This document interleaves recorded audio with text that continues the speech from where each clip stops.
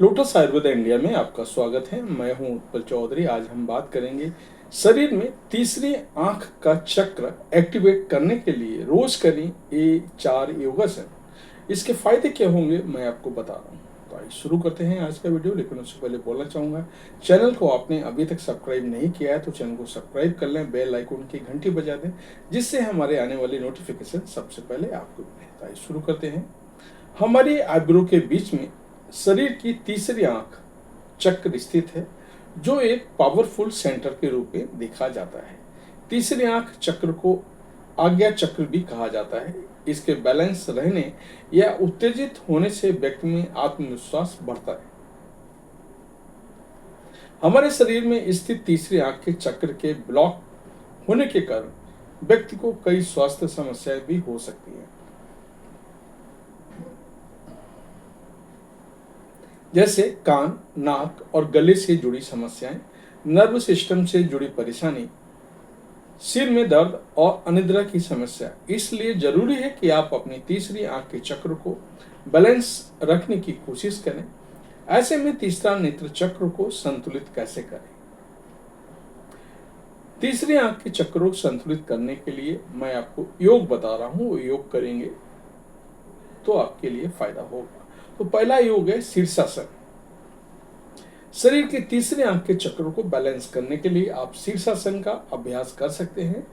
ये आसन आपको तीसरी आंख के चक्र को बढ़ावा देता है, दिमाग में ब्लड फ्लो को उत्तेजित करता है और नर्व सिस्टम को शांत करता है। इस आसन को करने के लिए टेबल टॉप स्थिति में आ जाएं, फिर अपने पैरों को ऊपर उठाकर शीर्षासन करें। इस आसन को करने के दौरान अपने शरीर को सीधा रखें। कुछ सेकंड के लिए इस स्थिति में बने रहें।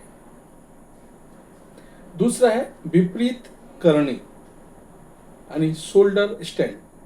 विपरीत करणी यानी शोल्डर स्टैंड आसन का अभ्यास करने से तीसरी आंख के चक्र को उत्तेजित करने में मदद मिलती है। ये आसन आपके शरीर को आराम देता है और नर्व सिस्टम को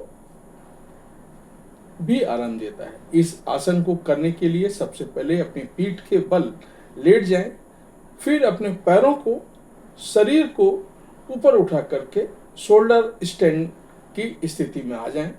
इसके बाद अपने हाथों से अपनी पीठ के निचले हिस्से को सहारा दें, कोर को एक्टिव करने की कोशिश करें और जितना हो सके इस स्थिति में बने रहें। तीसरा है बालासन। बालासन करने से आपका दिमाग शांत रहता है और तनाव भी कम होता है। इतना ही नहीं, इस आसन का अभ्यास करने से पीठ दर्द, कंधे और गर्दन के दर्द से राहत मिलती है।